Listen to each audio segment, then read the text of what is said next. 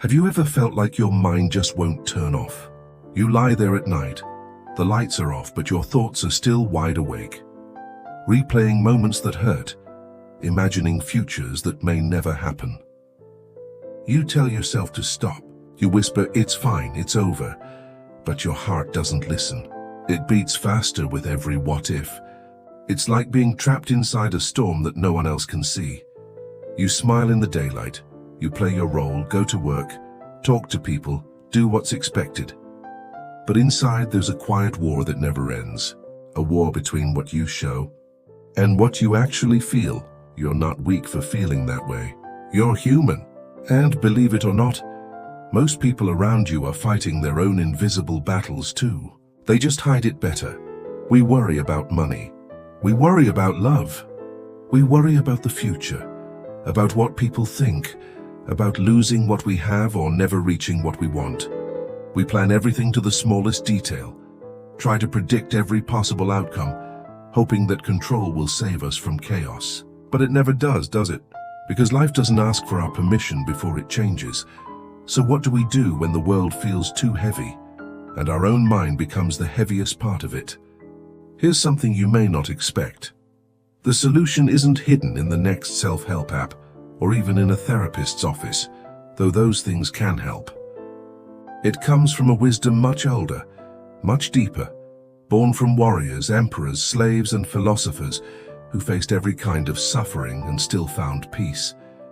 That wisdom is Stoicism, a philosophy that taught people how to stand unshaken when life falls apart. Over 2,000 years ago, the Stoics learned something that modern minds keep forgetting: that while we cannot control what happens around us, we can always control what happens within us. And that truth hasn't aged a day, because whether it's ancient Rome or today's digital chaos, human hearts still break the same way. People still lose what they love, still fear what they can't predict, still suffer from the noise inside their heads. And yet, the same timeless principles that guided Marcus Aurelius through war and Seneca through exile can still guide you. Right here, right now. This video isn't about positive thinking or pretending life is easy. It's about learning the ancient discipline that kept great minds calm in storms that would have destroyed others. You're about to learn 8 powerful Stoic habits that don't just quiet your thoughts for a moment. They reshape how your mind faces life. Because peace isn't found by escaping chaos. It's found by mastering yourself inside it. These aren't tips by us, they're tools, mindset shifts that sharpen your focus and strengthen your inner calm. And don't worry, you won't need a philosophy degree to follow along. Everything here will be practical, simple, and painfully real. Whether you're a student drowning in deadlines, a parent holding your family together, an entrepreneur chasing stability, or just someone trying to breathe again, this is for you. Because peace isn't reserved for monks or philosophers. It's built in ordinary moments by ordinary people who simply learn how to think differently. Let me share something personal. A few years ago, I was completely overwhelmed, caught in a cycle of endless checking, scrolling, comparing. I'd pick up my phone 80 times a day just to refresh my inbox, or see if someone texted back, or if my post did well enough. I called it being responsible. But the truth? I was addicted to control, to the illusion that if I watched everything closely enough, nothing bad could surprise me. It wasn't responsibility. It was fear dressed as productivity. Then one night I stumbled across a quote by Marcus Aurelius, the emperor of Rome who ruled during wars, plagues, and political chaos. He wrote, "You have power over your mind, not outside events. Realize this and you will find strength." That single line hit me like a thunderbolt. For years I had tried to control the uncontrollable, people, outcomes, the future. But not once had I tried to master the only thing I truly owned: my mind. That night something shifted. I realized peace wasn't a place I could reach. It was a skill I could build. So I started reading more, reflecting more, practicing small Stoic habits each day. I learned how to pause before reacting, how to question my fears instead of feeding them. And slowly something beautiful happened. Life didn't get easier, but I got calmer. The same storms still came, but they no longer owned me. And here's the best part.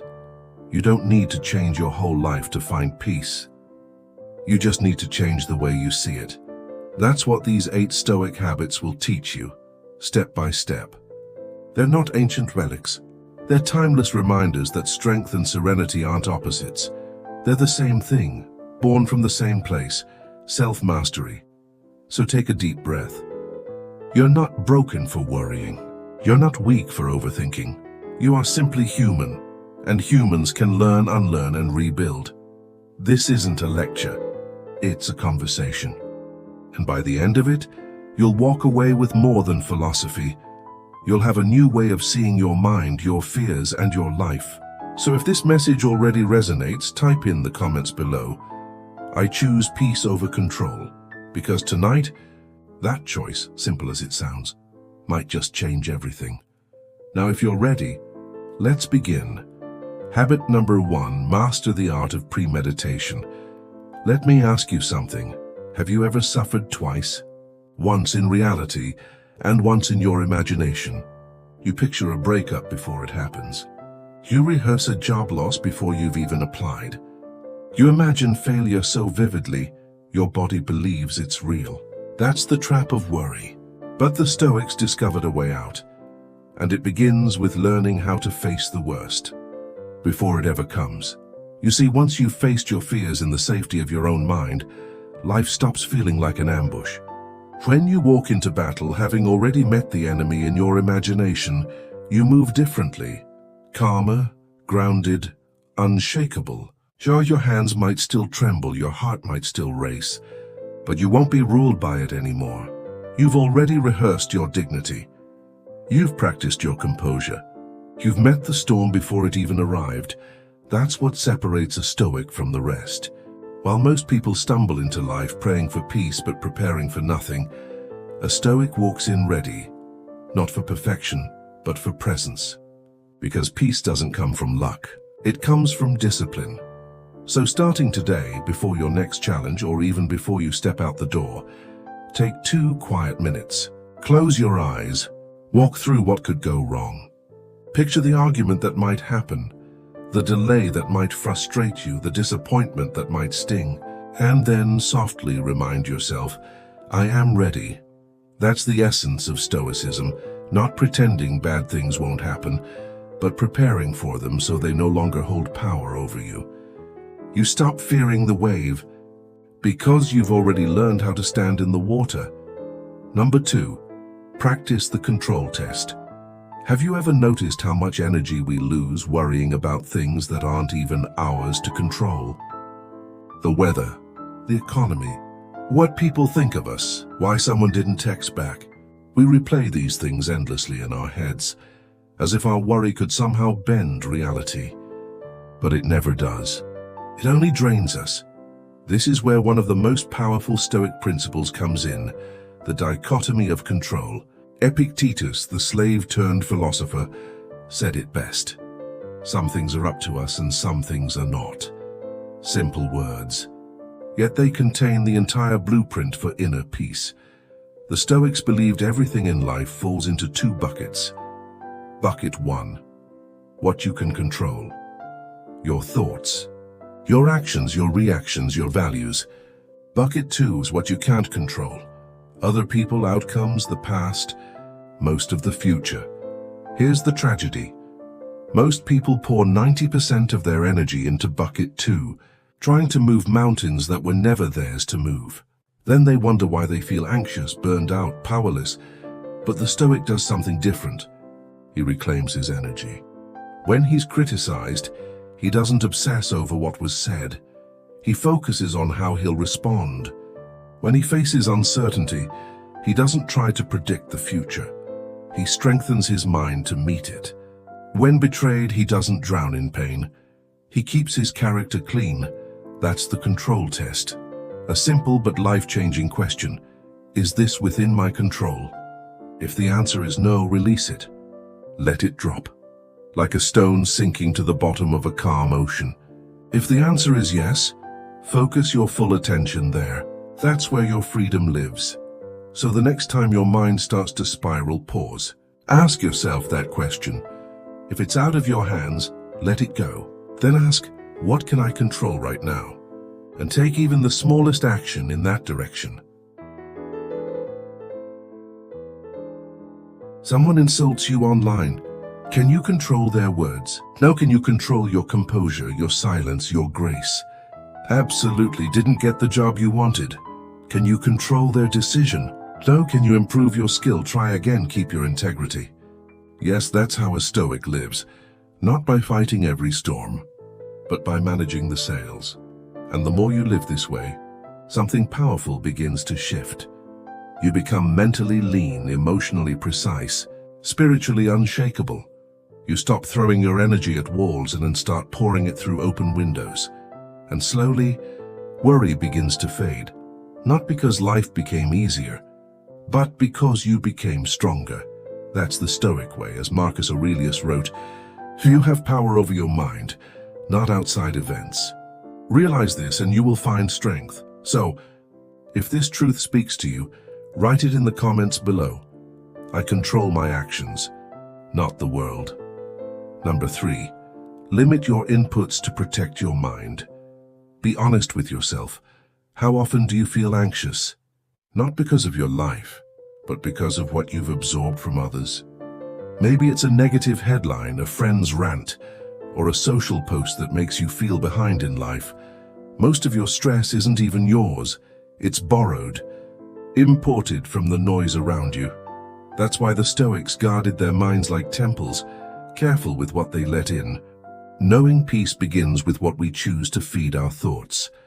The truth is, the peace you seek often hides behind the noise you choose to let in, because what you allow into your mind shapes what grows inside it. Seneca once warned, associate with people who are likely to improve you. Welcome those whom you yourself can improve.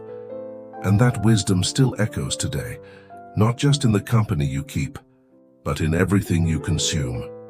You can't fill your mind with garbage and expect serenity to bloom. If your mental garden is crowded with weeds, how can peace ever take root? So here's a simple but life-changing habit. Limit your inputs. Guard your mind the way a monk guards his temple, with quiet devotion and ruthless clarity. Start with the simplest things. Unfollow the accounts that make you feel small, angry, or constantly less than. Limit your news intake to 5 or 10 minutes a day, just enough to stay informed, not enough to drown in headlines. Choose sources, not endless scrolling. Distance yourself from people who feed on gossip, who complain without changing, who bring fear into every conversation, because peace isn't found in knowing everything, so it's found in knowing what not to carry. Curate your digital world the way an artist curates a gallery. Each thought, each voice, each piece of content should add something meaningful. Feed your mind with wisdom, strength, clarity, not noise. This isn't ignorance, it's protection. It's not about closing your eyes to the world. It's about preserving your energy for the things that truly matter. The Stoics compared the mind to a garden for a reason. If you neglect it, weeds grow wild. Tend it daily and peace will bloom naturally. And here's the deeper truth. Worry needs fuel. Starve it, and it dies. You don't have to react to every opinion. You don't have to absorb every story. You don't have to carry pain that was never yours to begin with. A calm mind isn't a passive one. It's a protected one. Build that inner gate. With every piece of information, ask yourself, does this strengthen me or weaken me? If it weakens you, it doesn't deserve a place inside your head. As Epictetus said, it's not what happens to you, but how you react to it that matters. But what if your reaction is shaped by what you allow in? Then the answer becomes clear. Control the input and you'll control the output. Control the output and you'll control your peace. Let that sink in, because your mind becomes what it consumes. So write this as your reminder below. I protect my mind like a warrior. Number 4, daily reflection. Train the mind like a warrior. Imagine this, every night, instead of scrolling endlessly or numbing yourself with noise, you sit in silence, and simply ask out, how did I live today? That single question was sacred to the Stoics. They believed that one of the most powerful ways to quiet anxiety was through honest reflection, not judgment, but understanding. Seneca once wrote, "When the light has been removed and my wife has fallen silent, I examine my entire day and go back over what I've done and said." Pause and think about that. How much of our worry comes from things we never process, words we regret, emotions we suppress, moments we rush past without learning from? Instead of facing our day, we escape it. We bury it beneath distraction, pretending it never happened, while it quietly grows heavier inside us. The Stoic does the opposite. He sits down. He faces it. He asks, did I act with courage today? Did I let something outside me disturb my peace? Did I speak with kindness or let anger take the wheel? Did I stay true to my values when no one was watching? By asking these questions each day, the Stoic doesn't just remember what happened, he reprograms his mind. Reflection turns chaos into clarity. It transforms experience into wisdom. Over time, this habit sharpens you. You start seeing patterns, what triggers your frustration, what drains your energy, what lifts your spirit. You grow more aware of your reactions, more disciplined with your emotions, more grounded in your principles. Here's how to build it. Each night, give yourself 5 to 10 quiet minutes. Sit with yourself. No music, no phone. Ask 2 simple questions. What did I do well today? What can I do better tomorrow? Don't shame yourself. Just observe. Keep a journal if you can, to let it be your mirror. And if you had a bad day, good. Now you know where to grow, because worry multiplies when we run from our past. But when you face it calmly, honestly, it loses its power. Marcus Aurelius did this every night. His meditations weren't written for fame. They were written for survival, to stay humble, to stay grounded, to stay true. You can do the same, and when you do, something shifts. You'll go to sleep with clarity, wake with purpose, and slowly, the noise inside you will fade, replaced by stillness. Because reflection anchors the mind, and a grounded mind does not get swept away by fear. Reflection teaches you to face the day that has passed, but amor fati teaches you to embrace the day that's still unfolding. Number 5. Amor fati. Love fate. Not just accept it. Let me ask you something honest. How much of your worry comes from fighting reality itself? You didn't want that relationship to end. You didn't want that door to close, that opportunity to vanish, that piece of bad news to land in your lap. But it did. And what happened next? You resisted. You replayed. You questioned. You whispered, why me? And slowly, that resistance grew heavier, until it turned into worry, sadness, even quiet bitterness. The Stoics saw this pattern thousands of years ago, and they offered a radical remedy called amor fati, the love of fate. It means not just to accept what happens, but to love it, to see every twist, every detour, every disappointment as your path, not your punishment. Friedrich Nietzsche, deeply inspired by Stoicism, once wrote, "My formula for greatness in a human being is amor fati, that one wants nothing to be different, not forward, not backward, not for all eternity." Sounds impossible, doesn't it? How could anyone love something painful? Let's break it down. Amor fati isn't about enjoying pain. It's about understanding that pain shapes you. It's saying, this happened.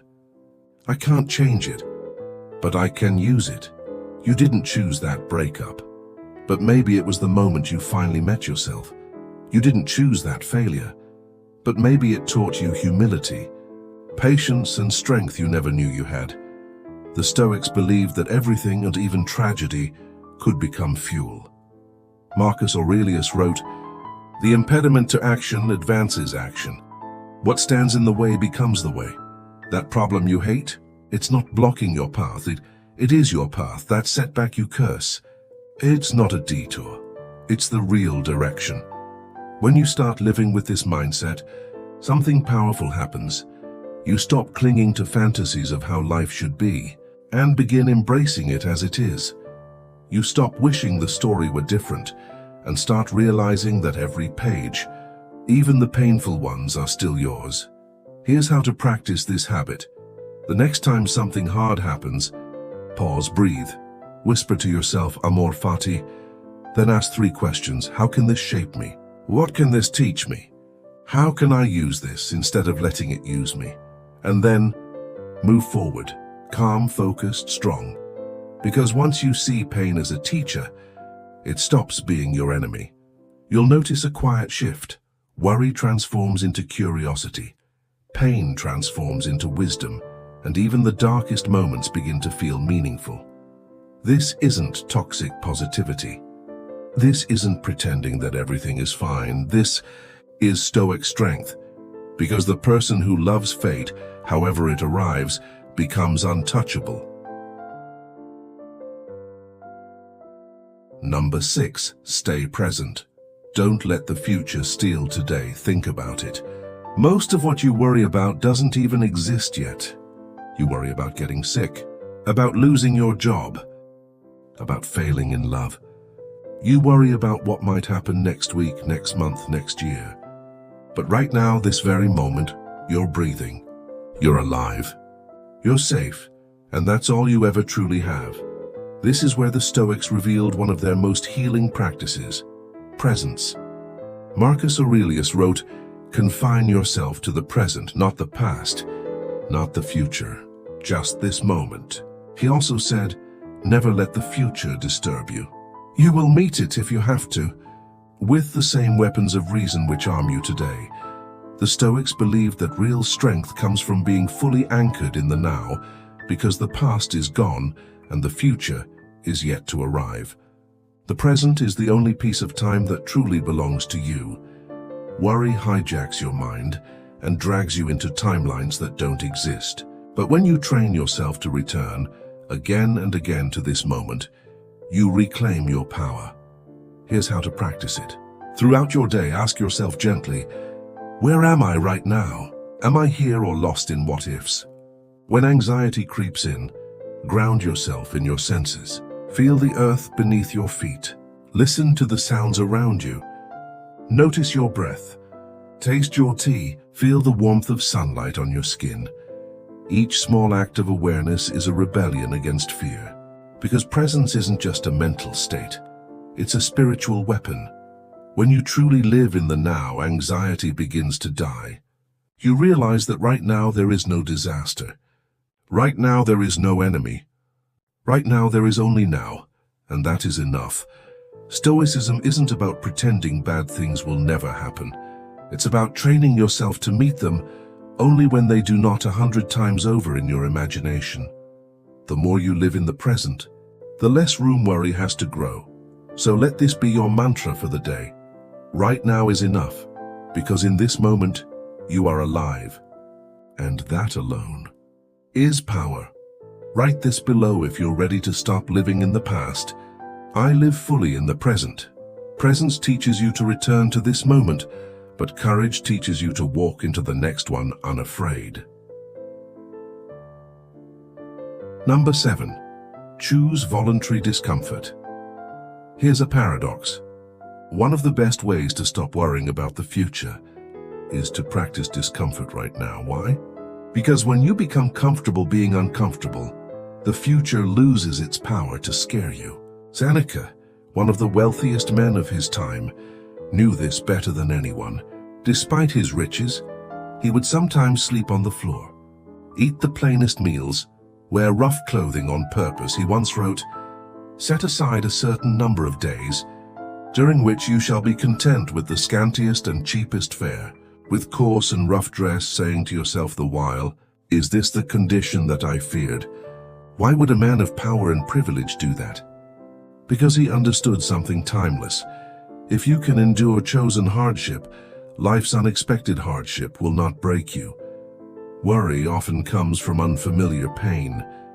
But when you've trained with discomfort, when you've faced hunger, rejection, loss, and failure, you stop fearing them. They lose their sting. It's not about punishing yourself. It's about preparing yourself. So how do you practice it? Skip a meal and feel your strength remain without it. Take a cold shower and remind yourself that you can do what's uncomfortable. Say no to small indulgences, not to deprive yourself, but to sharpen your will. Wake up early, even when your body begs for comfort. Do the hardest thing first. Each time you do, you're proving something powerful. You are stronger than your comfort zone. And once you begin to see yourself that way, worry starts to shrink. Because the truth is, life will bring storms.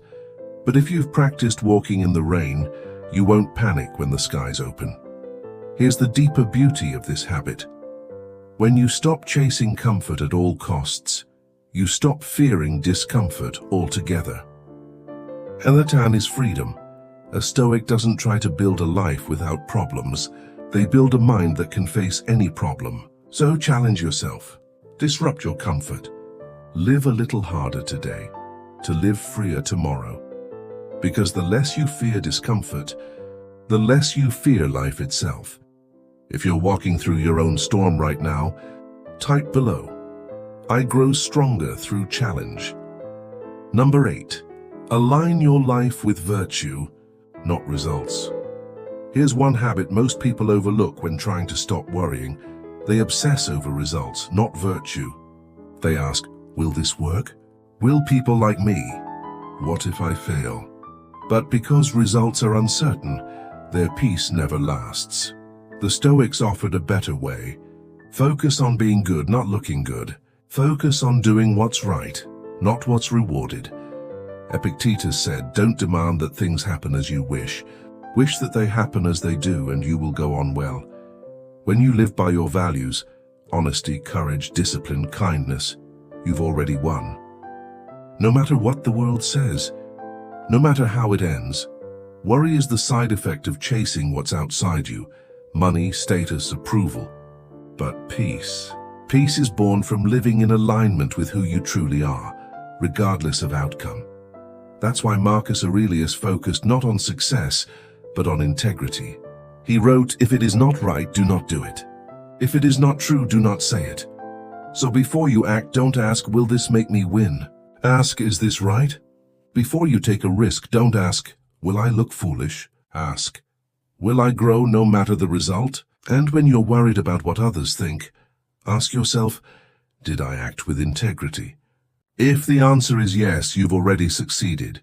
You don't need to control what others believe. You don't need to control how things end. You only need to control your choices. Because when your soul is clean, your sleep is peaceful. And when your actions are guided by virtue, you no longer live in fear. The Stoics were never chasing fame or fortune.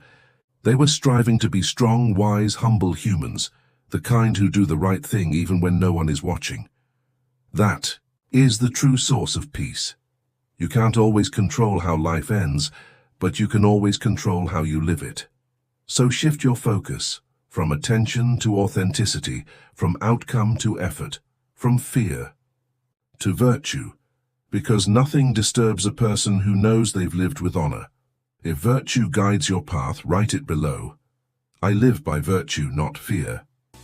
Worry is a thief. It sneaks in quietly, grows loudly, and if left unchecked, it can steal years of joy, focus, and confidence. But the Stoics knew, and now you know. You are not powerless. You may not control the storms of life, but you can train your mind to stay calm within them. Remember this. You are not here to be shaken by every fear. You are here to master yourself. Let the world spin. Let others chase panic and compete for control. Remain still, grounded, focused, calm. That is Stoicism. That is strength. That is peace. If this video brought you even a little clarity, I'm grateful you spent this time here. Before you go, take a second to subscribe Stoic Havenway, not just to support the channel, but to remind yourself, this is your space to return to when the noise gets too loud. Thank you for watching. Truly stay steady, stay wise, and as always, choose peace over control.